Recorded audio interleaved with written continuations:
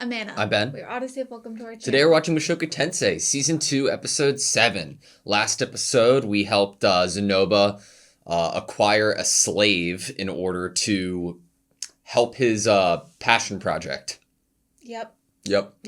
And they named that slave Juliet. Mm-hmm. Fun fact, when I was like 16 years old, I decided that when I become a parent, and if I ever have a daughter, I would name that daughter Juliet. Is this real? Yeah. Good Wild, to know. right? Yeah. Yeah. If that ever happens. Yeah, but now it's just going to be like, oh, you named them after this obscure character in Mushoku Tensei. Exactly. Not any other. Not any other. This would be the great first thing that would come to works everybody's ever. mind. Yeah. Yes. Ready? Yeah. Sweet. How many episodes do you think are in this season? I'm hoping like 24. Animation was so cool. Going for that morning run?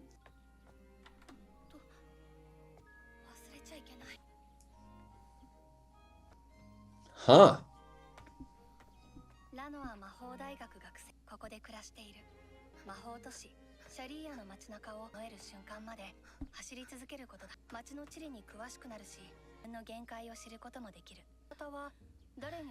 Be aware of my limits.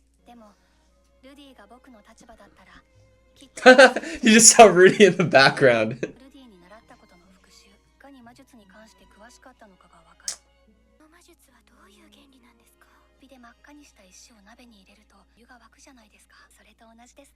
It's like thinking about how these things work.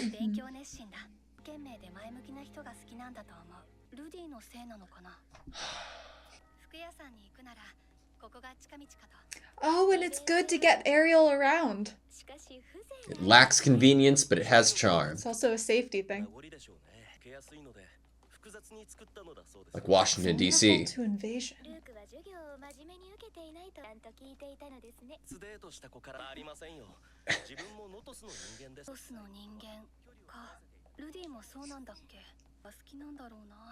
Oh no. Wow. Let's hope not. This is just a Sylphie episode.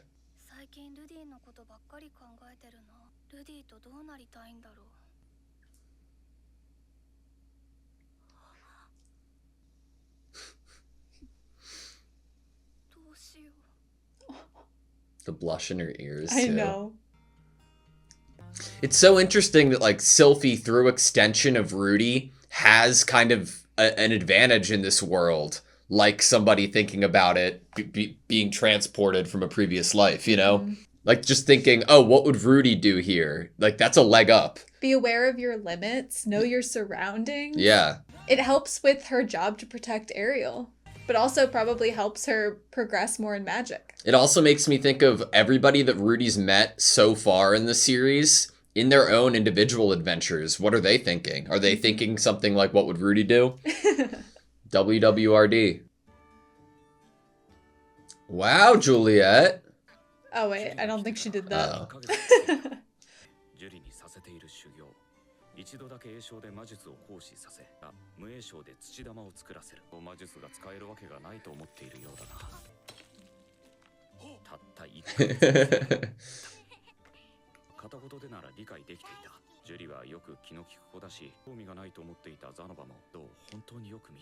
Good.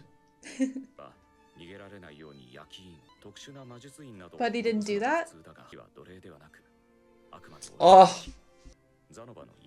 That makes me really happy. That makes me really happy. Oh no.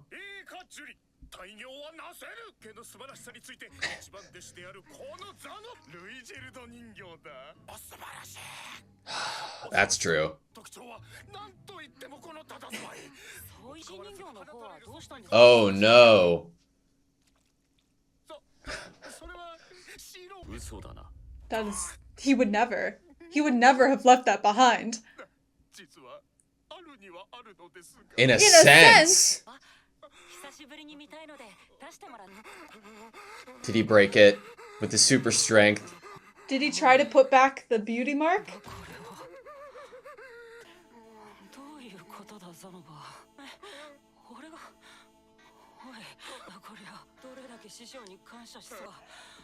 Jolie's like, I gotta get out of here.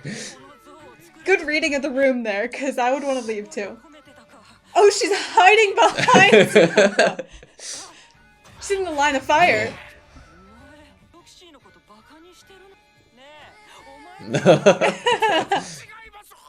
I fought a duel.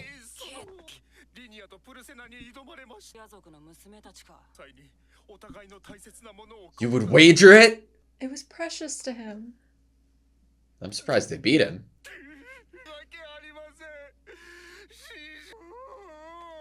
I bet he was trying to become skilled enough to remake it for him.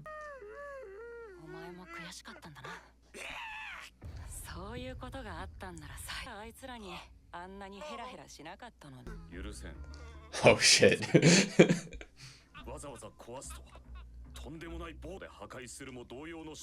That is awful.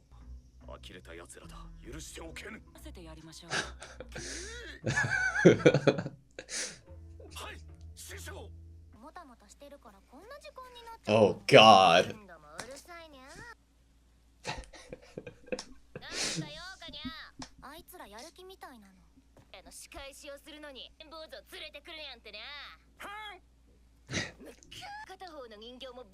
Doll? And they don't know who Rudy is and what he did for Doldia.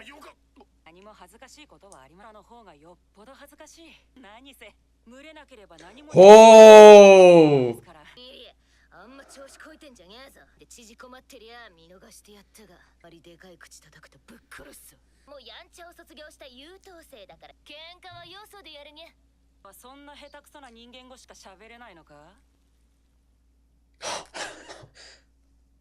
Her eyes.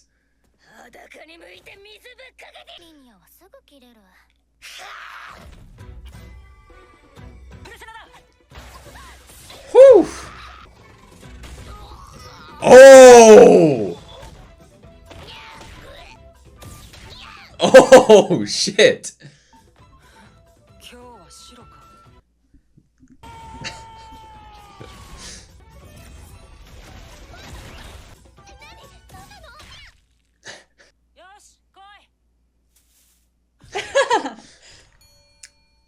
What the fuck? What's the punishment here at the school? Like the disciplinary committee?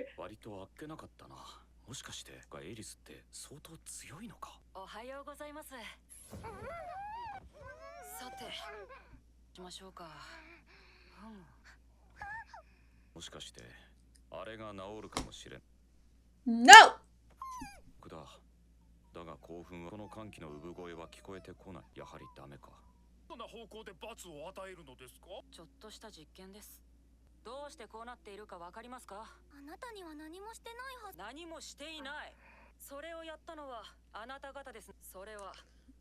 Oh my goddess.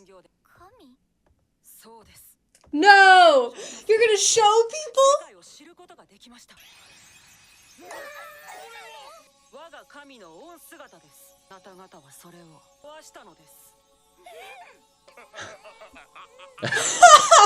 So now they're even more scared. Oh gosh. Oh shit. They're like selling each other out. She can't even speak for herself.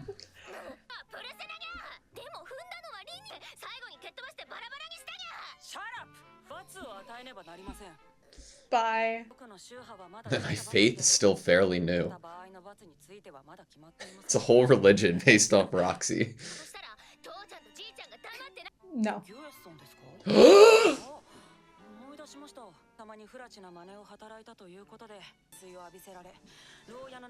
The details.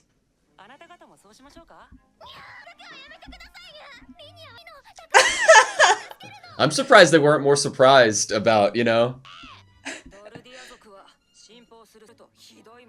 I love the comparison of his goddess to the sacred beast.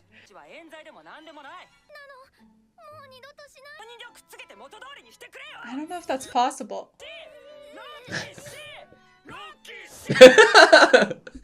Where's Juliet? Yes! It's the principal. It's the principal.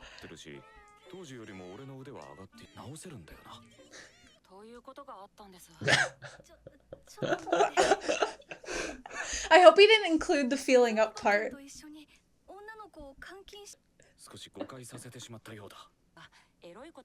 a lie. 少し確かめることが。じゃあそういう意味じゃなくて触ったの？また知恵を貸していただきたいんです。かつ恨まれず、しかし復讐され何かありませんか？難しい質。僕にいい考えがある。死亡フラグだからあまり言わない方。まあいい。棒にするといいにゃ。でもずしてほしいにゃ。動けないのは辛いにゃ。お願いします。いい子にするからご飯だけお腹に吠えたりしないの。食べたいの。お腹すいたの。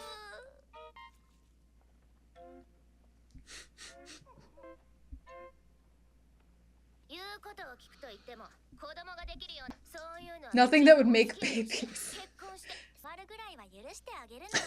たまにならってなんであっち Their relationship. あっちだって高いにゃ。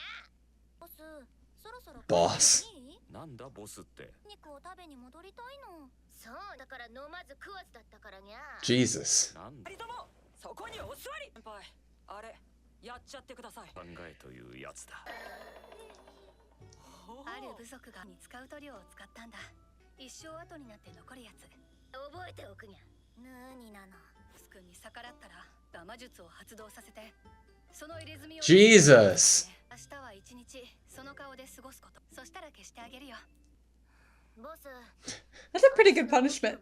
家を守りきちんと動いてるだけです。誰にゃんだ。ギレーヌですかね。ギレーヌ。金王ギレーヌ。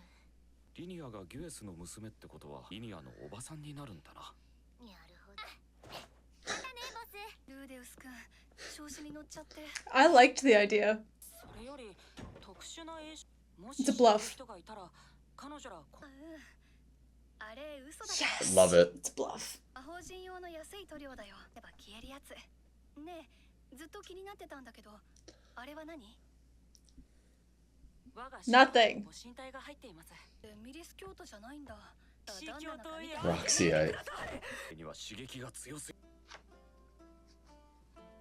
ザラザラ音がするね。もういい？どうぞ。いい枕だね。グラスを外さない。手を伸ばして外したら Uh-oh. どうなるだろうか。 No way. 見たい？僕の素顔。 Yes. 見たい。 Don't tease me, Mushoku Tensei. Oh. He would have to realize it, right? I don't know, because the cut hair's face. different. The face, though. Fuck. 誰にも顔を見せちゃいけないんだ。無理に見ようとは思いません。そろそろアリエル様のところに行かないと。どういたしまして。じゃあね、ルーデ。もしあのままフィッツ先輩の There was like tension in the room for Right? Ruby there.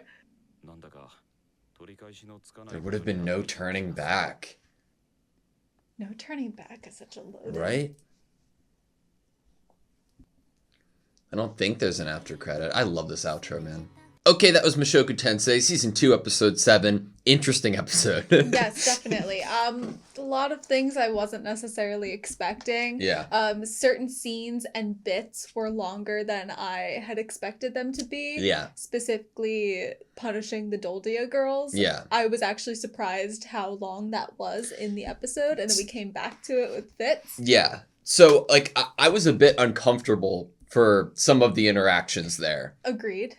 And I also feel bad for them. And while, like, being uncomfortable, I did have the thought, like, Rudy was told that the answer to his ED was for certain in this university. Yeah. So, like, everything that Rudy's going to do is like, oh, if I think a potential opportunity lies in front of me and I know that it can be fixed here, I need to take it in order to see if it... And it's still incredibly uncomfortable and I don't like it. But that, I imagine, is what he's thinking. It's like he's in a video game again. It's like almost we get that in season 1, that feeling that he is almost like this player of a game with the choices that he's making, that he isn't actually like in the world. And then later, once we go meet Eris, is when he actually gets that feeling and those consequences of like, this is actually life or death stakes, like I could really die here. Yeah. And that's when he starts to like treat it as reality and not something that he is separate from. Yeah. And we get almost like a funny version of that with this idea of go to this place and find this mystical thing, and he's going to be peeling back posters, opening burlap sacks, trying to find the treasure chest buried in the dirt. Like, he's going to be like scouring every area in this university, any direction, any corner that he can, to try to find that treasure. Yeah. So before we get into Rudy being a Roxyite, I was a little bit surprised that Linnea and what was the other one's name? Purina. Purina. Which is a type of pet food. Yeah. Linnea and Purina. I was surprised that they weren't a little more like shocked of Rudy's like knowledge of the village and like of the sacred beast and everything like that. Because like I don't think we've had an episode just like a conversation between them and Rudy about that information. I agree. I feel like if they actually had heard back from their family about Rudy and what he had done for their family and their village, that once they heard this these names and these words coming out of Rudy's mouth, that their tune would have completely changed to the fact that when Fitz comes in, she wouldn't have had to say, you guys don't sound sorry, because they probably would have actually been sorry. Well, possibly think. I was so one thing that like gave me that sense of like acknowledgement was at the end of the episode when Ghislaine came up. And I thought a similar vibe was going to happen with like, you know. But the Ghislaine response was more like a something is making sense now. Yeah. Which is interesting. Like maybe what they heard back from the village was more Ghislaine-centric, and there was names attached to the name Ghislaine in the story, and now the pieces are fitting together. It makes you think that if they did hear back from their village, it wasn't... Of course, the letter wouldn't have been Rudy-centric, because if you're sending a letter to your daughter away at school...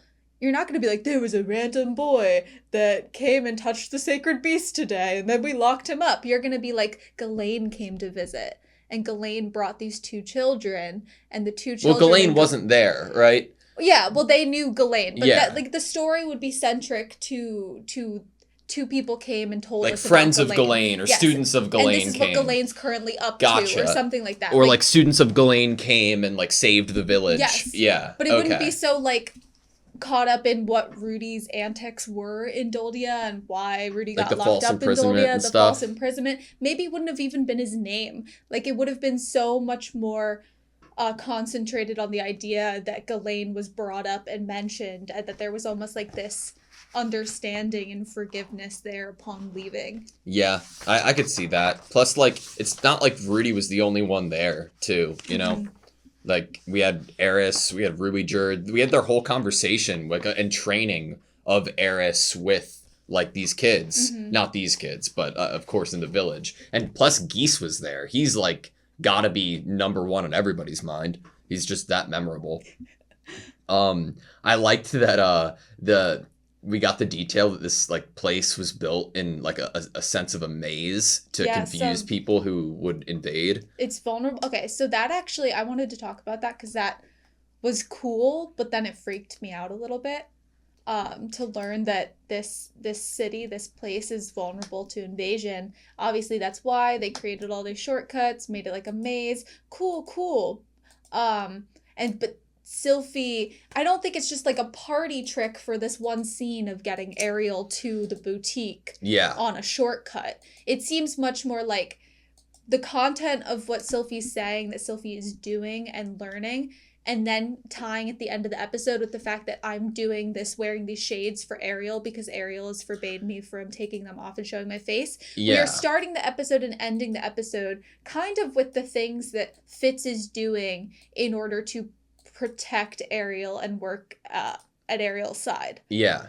And so the idea of an invasion scares me. I agree with you, because if we end up going down that more serious route while we are here, I think that this would be a great like prelude to that and like establishing point of information, because like super interesting fun fact, right? But it could be being given to us for a very good reason, and that being if there was an attack on the village, what Sylphie's role might be in that attack, and what guidance Sylphie could offer, or what guidance Rudy could offer, because Sylphie's doing these things in the thought that, oh, like what would Rudy do here? And we can see Rudy running in the background as well. So it's like, if Princess Ariel needs help or navigation and Sylphie's preoccupied, I'm sure that Sylphie wouldn't trust Rudy to take care of Ariel, because she would have assumed that Rudy already has this knowledge of the city. Interesting. Right. I think it is scary but interesting. I don't necessarily obviously want an invasion. We have some big players here for that to be possible. I mean, we have Princess Ariel there, and we know the point of contention in their home and why Ariel is here.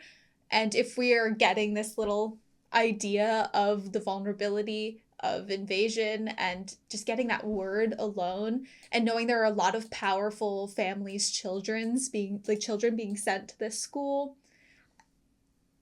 it could be something that happens in the story. And I guess I could see it because of the fact that it surprised me at all that we got like a school time story, an arc in Mushoku Tensei, that I could see this going like darker.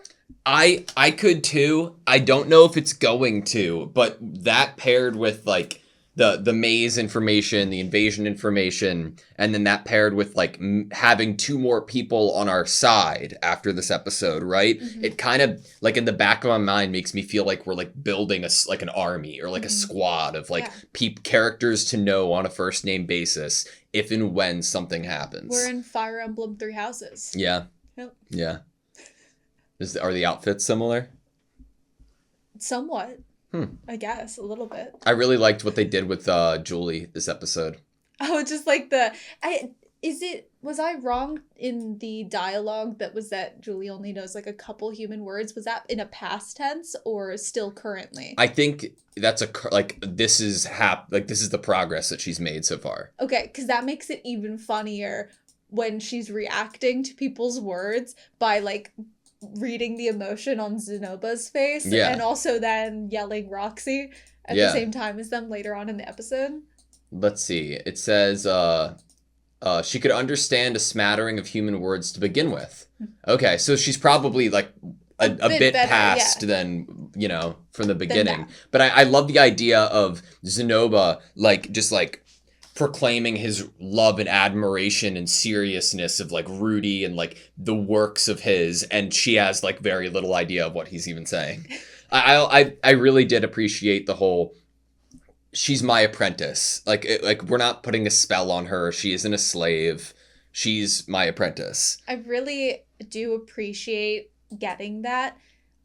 After not really having any explanation of how the characters felt about what they were doing last episode. Yeah. In going to essentially buy Juliet, I was so curious about that choice, and obviously I did appreciate it for what I thought it was being done for.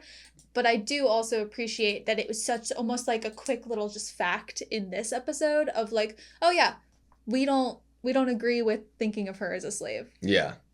One little piece of animation. There were several this episode, like right when the episode opened and Sylphie was using the water. And then how she described that to Ariel, like how to imagine doing the spell is like it makes sense to me as a viewer, even if I'm not right in thinking it. But if I'm trying to think of like how to produce steam, if I try to think about it in the actual steps it would take in my own personal experience in life, how to do it and use that as like an incantation and thought behind it, and that's like what the end result would be, I think that's a really cool addition if that's what I was understanding. But one of my favorite pieces of animation this episode was after Rudy said, "Can't you beasts even speak decent human?" And then you see Linea's pupils like like dilate a little bit, but like in like the cat way, they Yeah. thin out. It's really cool. And then she's like, "Okay, jackass." I love it. The movement too. I love the those fights characters in the was so show. great. They're so cool. So what was Rudy mainly using to like throw at them? Little Was tiny it clay? pebbles. Little tiny clay pebbles. Gotcha.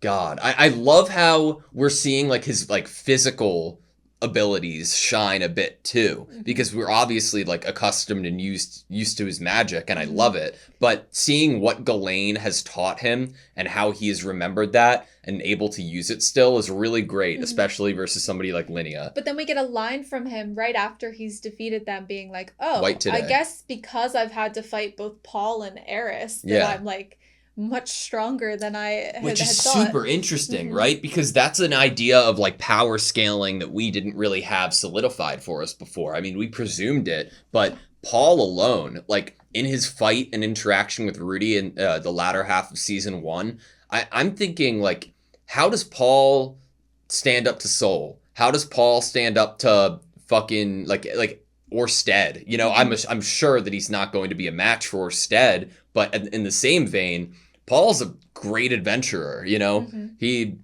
Zenith obviously He's basically leading picked him for a reason. He's basically leading the march in order to like save people, so he has to be very, very strong. Yeah.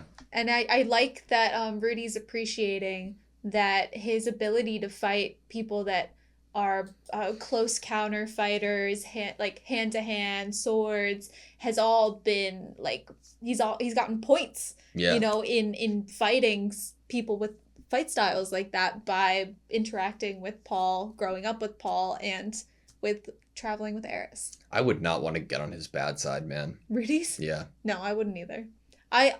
If he doesn't feed you and he leaves you tied up where you can't go to the bathroom, Bro, he's ruthless. that was a little bit upsetting. Like, it's one thing if like you hurt Rudy's friend and then he like wants to enact like revenge and like payback and, you know, and or save somebody. This is more like that sadistic, like you've stepped over very a line sadistic. that nobody should step over, and because of that I'm going to make an example out of you. And that is terrifying. I don't think I had realized until this episode, like, how much the idolization of Roxy, like, what extent it actually went to. Like, I took the underwear as, like, excessive, definitely, and having the little shrine box but also built for pretty it. emotional, too, considering Yes. what it means to him. But, like, excessive in terms of, like, putting it in a shrine. And yeah, once yeah. he did that, I think it was at the beginning of this season that he had the shrine for it. Yeah.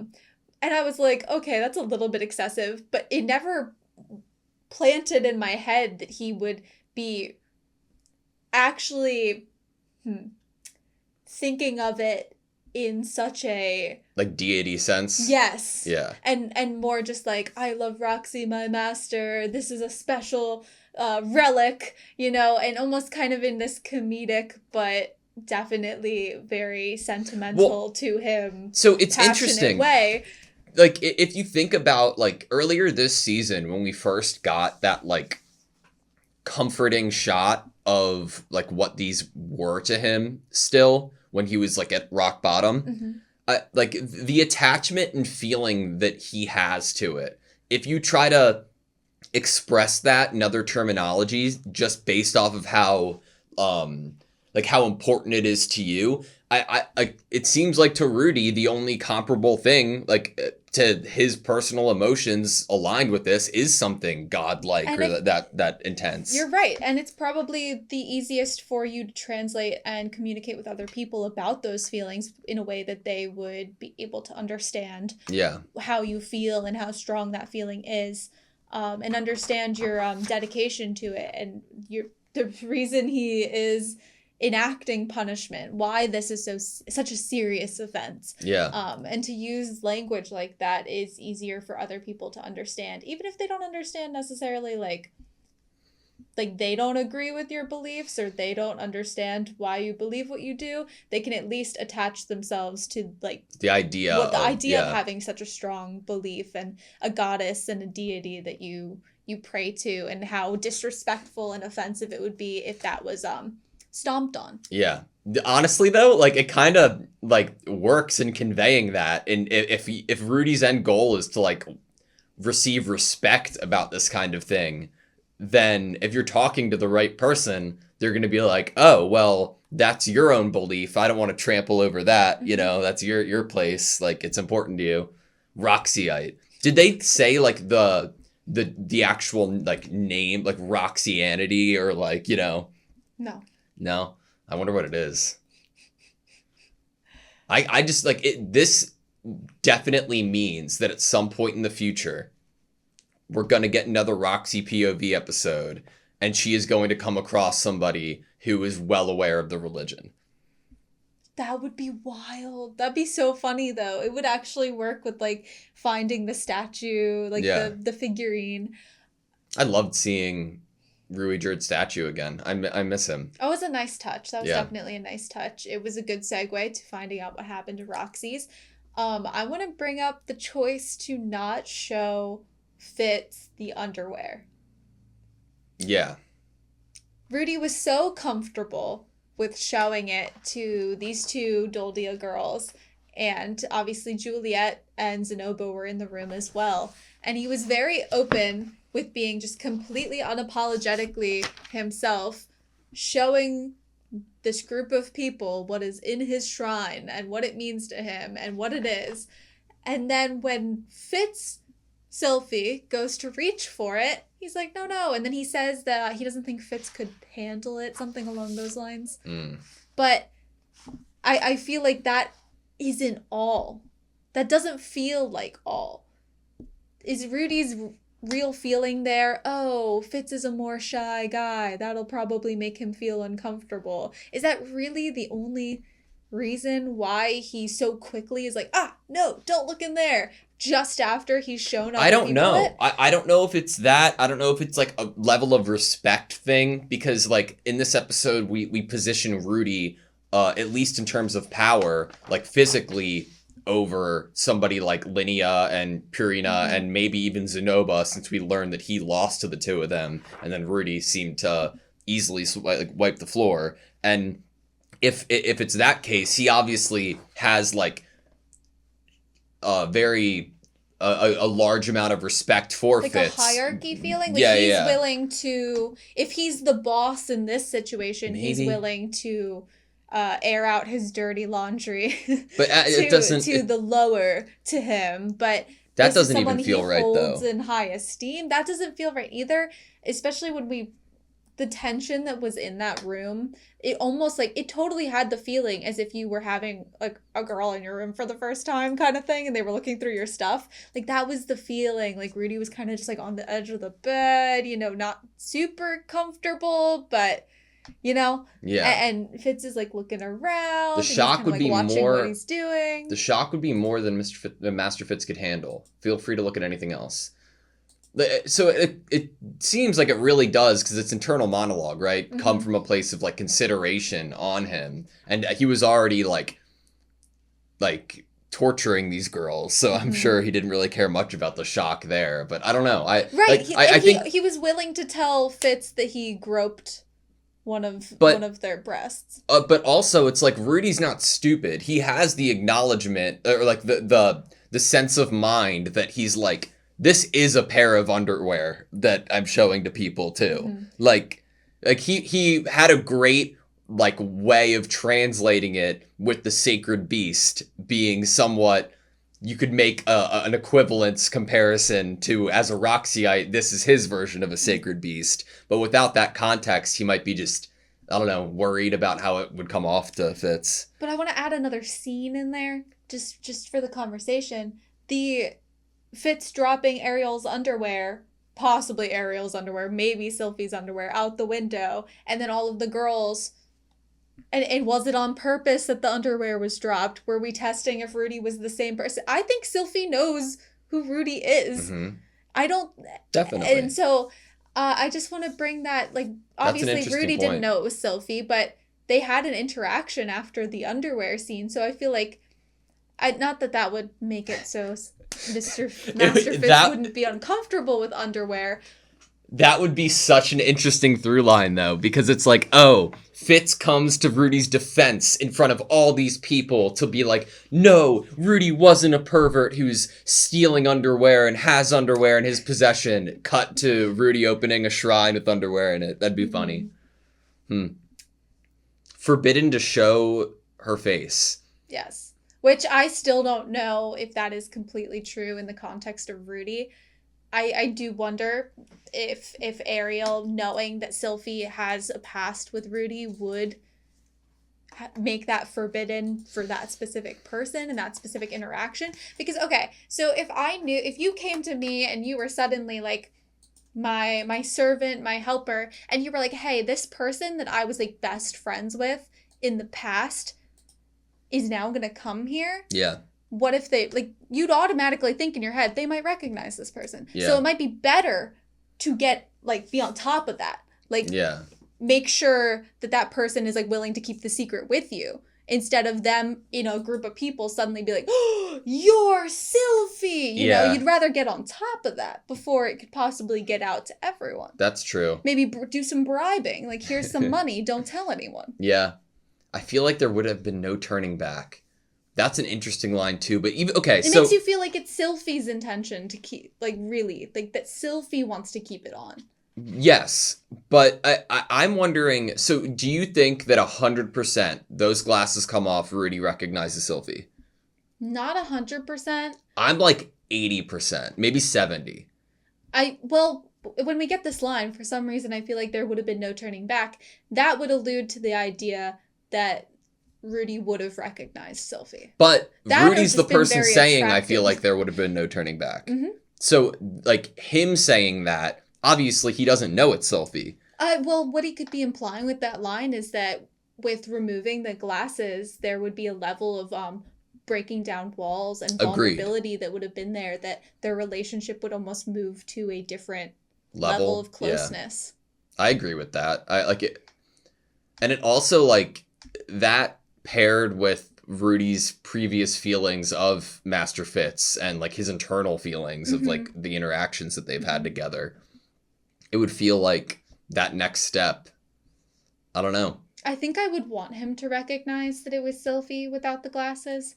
I don't think I would like having, like, a duplicate. Like, oh, with the glasses, oh, I don't know who that is. Ah, we already got that idea of reunion, but you don't recognize. We already got that. So I don't know how I would feel about a repeat of that, but once the glasses are gone. Yeah, I think I would rather be like some type of dramatic moment, like they're in a fight and something like a little clay pebble hits the glasses and they shatter and suddenly all these glass shards are going everywhere, but all he can see is her face, and to be so romantic in slow motion. I do feel like he is going to have like sense of like protection over Fitz's glasses now, though. Like, I think that if any interaction would come up with anybody else, he would be like, no, I can't let their glasses come off, you know? That would be like the romantic thing where the guy like puts his like cloak over the face or something to like protect, you know. Aww. Yeah. My last thing I have is the pillow that rattles. In my head, I'm like, okay, Rudy has previous knowledge of a different life. He's making his own pillows, and they are much more comfortable than any pillow in this world. And he could probably sell them for a lot of money. I mean, he's already been almost like a little entrepreneur. Yeah. You know, he's making figures and he's selling them in this world. He could probably cook dishes that no one's had before and be really popular. Custom sleep, custom bedding. Yeah. All right. That's all I have you. Yeah, I think so. Thank you guys so much for watching this video. Please like, comment, and subscribe. And we hope to see you next time.